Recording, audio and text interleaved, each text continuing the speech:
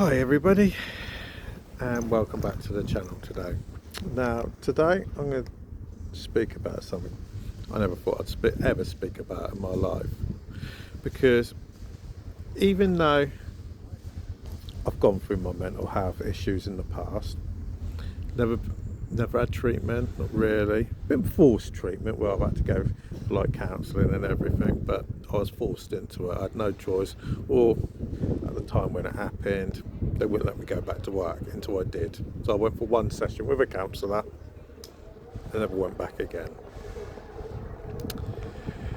Now yesterday, as I said, the last 24 to 26 hours been the hardest hours of my life, my entire life.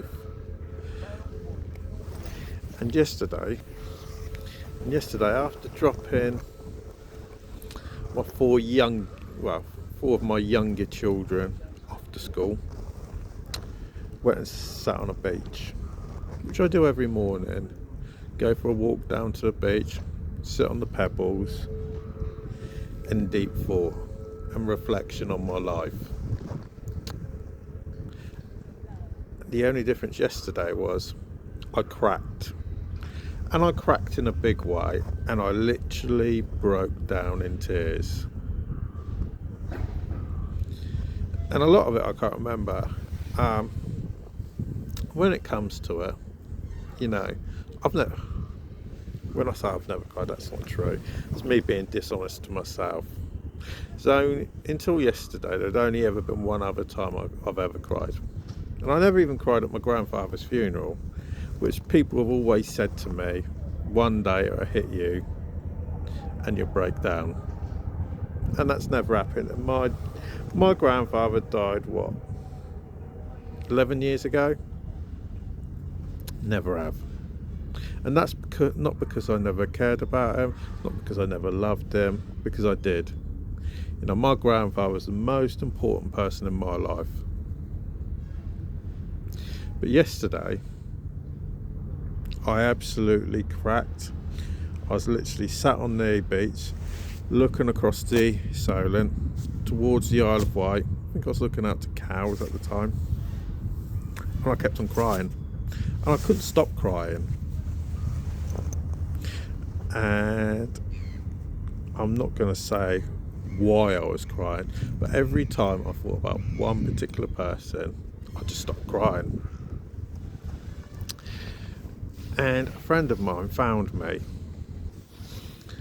a long-time work colleague, probably one of my best friends, and he found me just sitting on the beach and got me to get up, go home, took me home.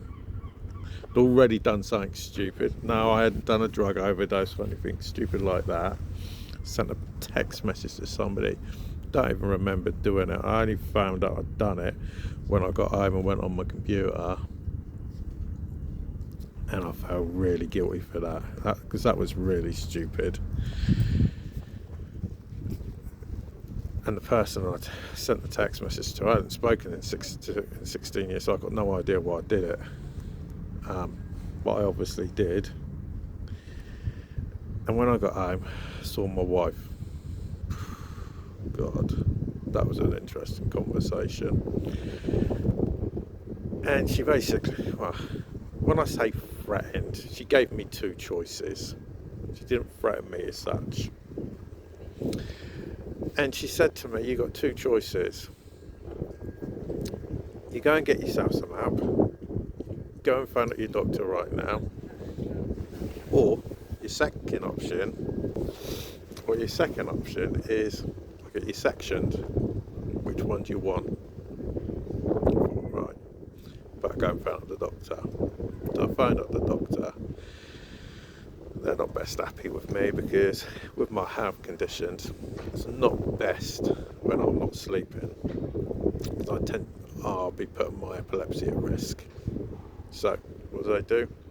Put me on sleeping tablets, put me on antidepressants, and I've never been on antidepressants in my entire life, and I've slated people for taking antidepressants because I've always been able to believe they're no use to anybody,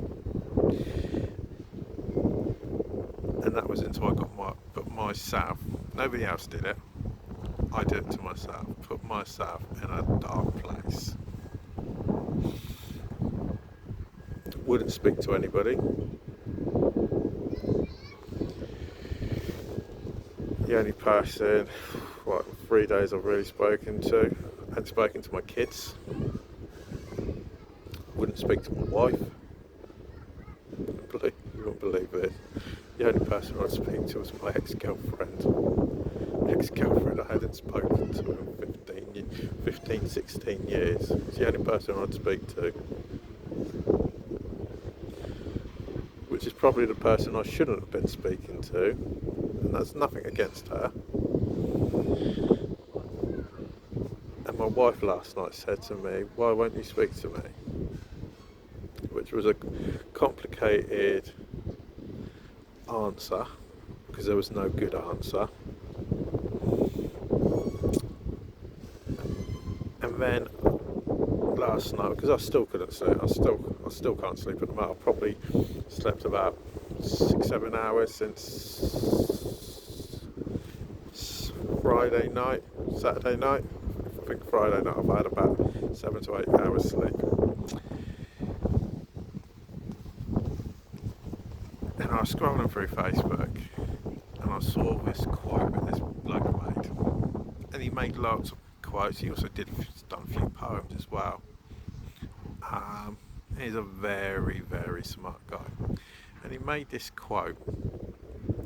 And the quote was, "How do you fix a broken heart if the only person that can fix it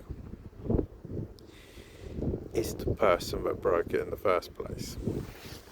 And that's the quote.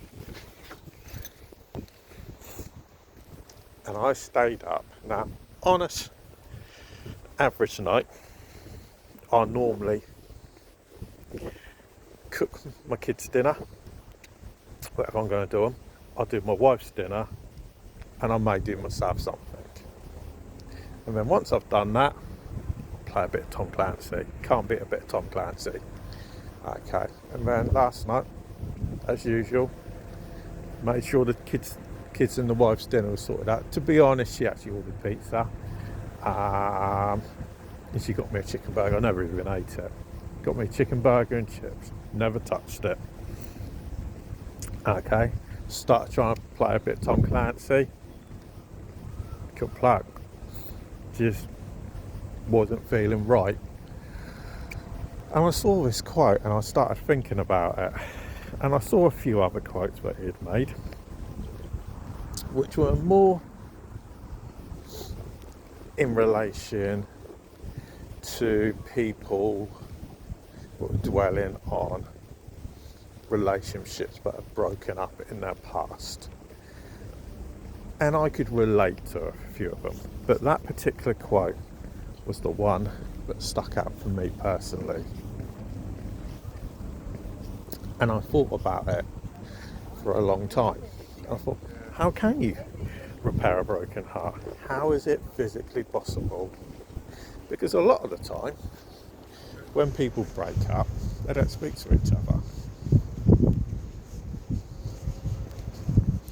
Now, the person that broke my heart many years ago, I'm not even going to mention her name.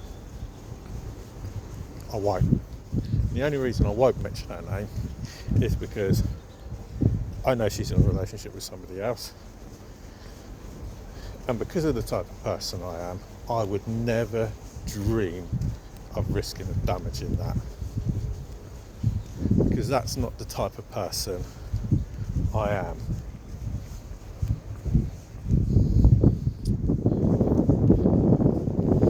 So, when I thought about it, I thought, how can you actually do that? Because realistically, it's impossible. Because if the person's moved on, are they really going to care? Are they really going to be bothered? So I came to this realisation and this theory, but the only way you can do it take self-preservation and try and make peace with the person, because you'll never get back together with the person. Now, I've moved on over the last years. I've got married, had kids, other kids. So, would I ever be able to repair it? Probably not, to be honest. Did I make mistakes back then? Oh God, I made loads. And mistakes, I guarantee you I wouldn't make today. Well, since that happened, I've never, ever made any of them statements. And I can't even believe I ever made them back then, because that is something that I am ashamed of. So, the reality is, can you repair a broken heart? And the reality is no. You will always walk with that broken heart as long as you shall live. And that's the reality. Now, if somebody believes that a broken heart can be fixed, let me know. Because I don't believe it can be. It's no different to a situation I've lived with.